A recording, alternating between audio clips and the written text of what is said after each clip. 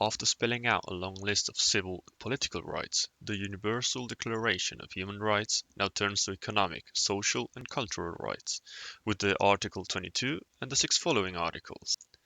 These rights, mostly developed in the 20th century, include the right to work, the adequate standard of life, education, maternity and childhood, social security, and the right to take part in cultural life.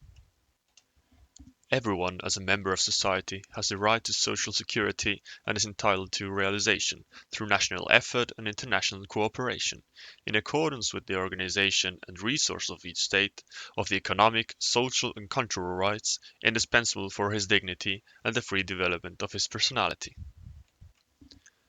For the UN, healthcare, education, housing, and the fair administration of justice are not commodities for sale to the few, but rather rights to which all are entitled without discrimination.